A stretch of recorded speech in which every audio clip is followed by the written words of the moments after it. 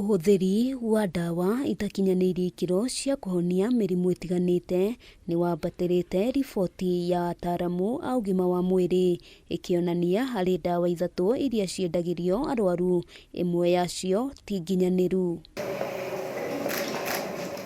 Uthuthuria wa gikundi kĩa wendia wa ndawa kĩa CFAO wonanĩtie andũ 700,000 nĩ makuaga oro mwaka thĩinĩ wa thĩ kumana na ũhũthĩri wa ndawa icio, na gatagatĩ ka acio andũ 100,000 nĩ a gĩtarũ kĩa Afrika. Kwaga gũkinyanĩrio kwa uthuthuria nĩ imwe cia itũmi iria ataaramu aya moigĩte gũcũngagĩrĩria thũgũrĩ ĩno gũtwarithio na mbere, na kuona ndawa iria bũrũri wa Kenya ũgũraga kuma nja wa bũrũri nĩ gĩcunjĩ kĩa 70 harĩ 100.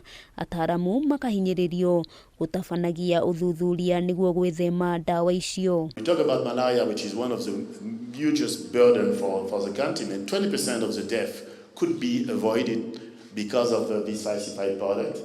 Ndawa icio cia maigĩrĩra irahananio na iria cia kũnyihia ruo, cia gũtangĩkĩra mũrimũ wa malaria, o ũndũ ũmwe na cia mũrimũ wa mũkingo. Atongoria gĩkundi-inĩ gĩkĩ magĩtarĩria andũ arĩa mekorete ũgwati-inĩ wacio nĩ atumia aritũ hamwe na ciana. A lot of these falsified products are sold on the market.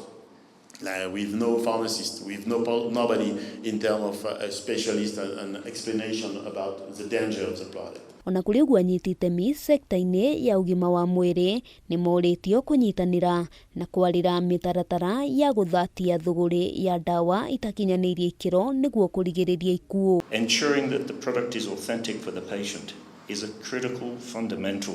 And we are very proud to say that we're part of CFAO and that we play a significant part in ensuring authentic, genuine product to the Kenyan patient. Handũ-inĩ ha Kameme TV, rĩtwa rĩakwa nĩ Wambui wa Njũgũna.